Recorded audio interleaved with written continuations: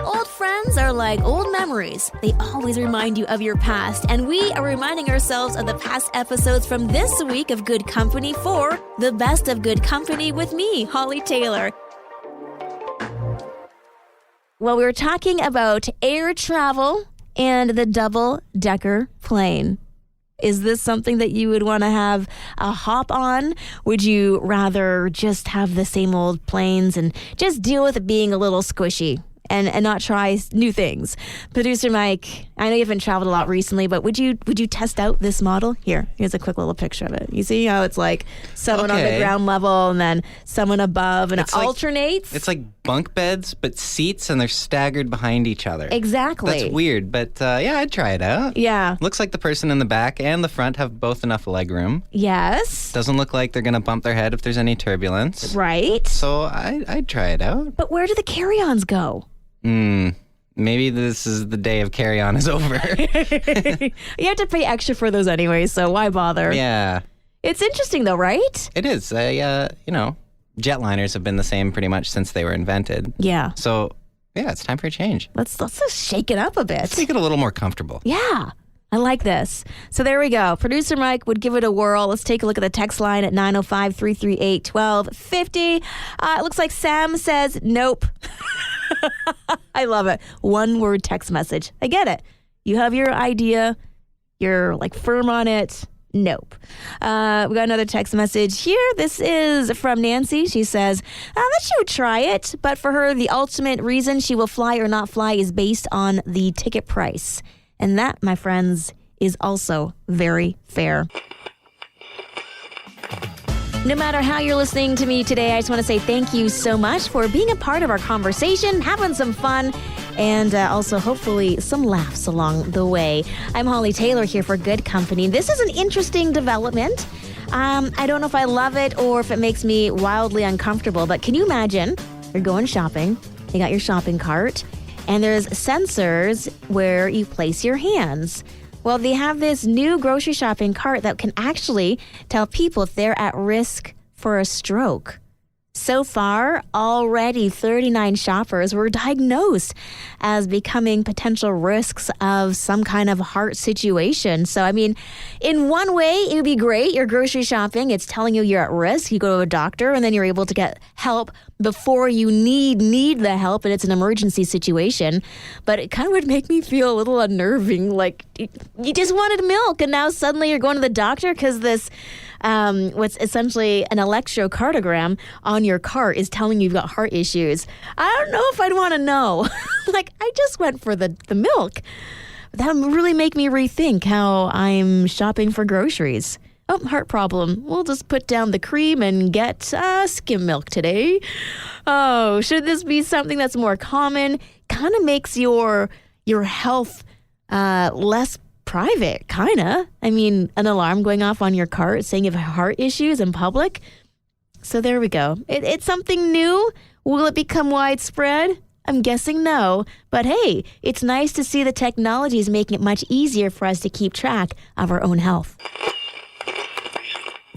Thank you for joining me today here on Good Company, whether it be through your MyJoy Radio app, streaming at joyradio.ca, or through the radio, AM 1250. See, this way, I mean, if you have the app, you can be listening to us wherever you are. Maybe you're going to get outside, go for a walk. You can listen to Joy Radio. You can listen to the podcast and some of your favorite shows that are captured on demand.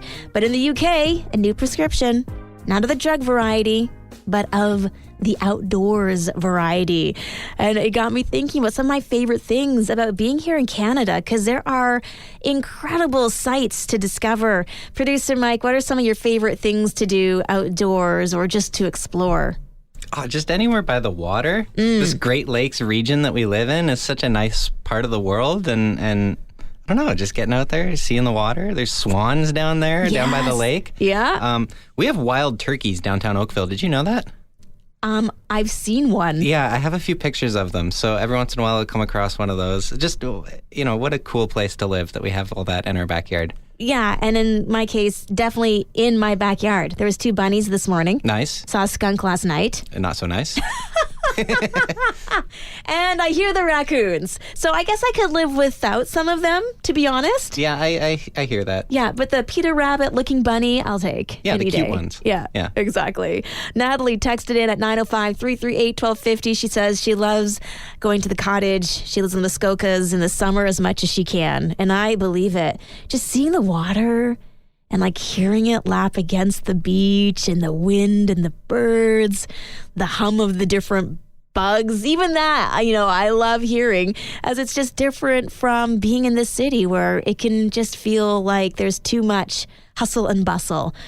So yes, today let's prescribe some nature into our activities. I'm Hollie Taylor, and this person is finished. Belgian shot putter Jolien Boomko, as she finished the race for her team so they would not be disqualified as she ran the 100-meter hurdles at the European Athletics Team Championship. And that was in Poland. And so her teammates had to pull out due to injury, so she stepped up to, I don't know, shot blocks or something like that. That sounds, I don't know what they're called. Clearly I was not in track. Feel free to correct me on this one, 905-338-1250. But I just love how she just jumped in and decided to support her team in such a real and tangible way. So what is something that you have done that has been taking one for the team?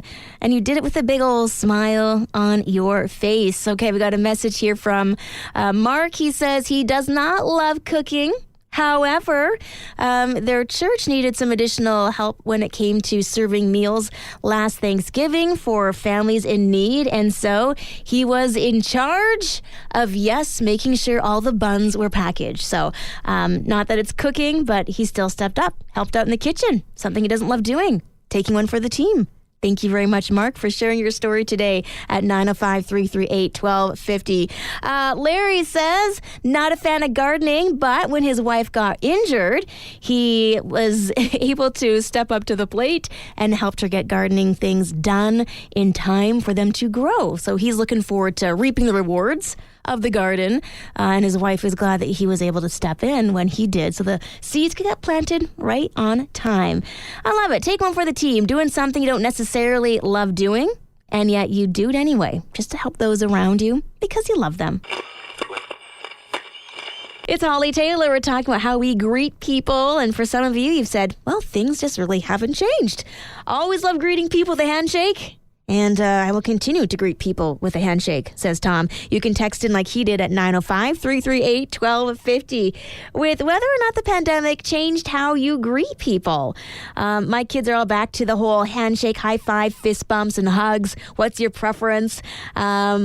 I kind of lean more towards the wanting to give a hug, but I know some people aren't comfortable with hugs, so sometimes I wave. I got really awkward. Zoom just changed me. Zoom really changed me, as I would always wave at the end of a Zoom meeting. I don't know why. I guess I developed some fun, social, awkward elements. So let's get to more of your text messages. Heather, she says, I'm all about the hugs. I've always been about the hugs. So we got a hugger here when it comes to Heather. Whereas Eve says she's more inclined to do a fist bump now. Feels a bit more cool than a handshake. There we go. Feel free to weigh in by texting 905-338-1250.